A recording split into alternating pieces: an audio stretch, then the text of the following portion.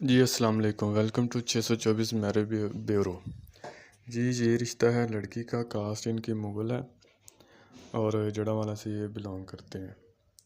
تو آپ نے جب بھی کانٹیکٹ کرنا ہے تو گھر والوں سے مشورہ کر کے پھر کانٹیکٹ کرنا ہے۔ 2 بھائی ہیں، 1 بہن ہے اور ماشاءاللہ خوبصورت ہے۔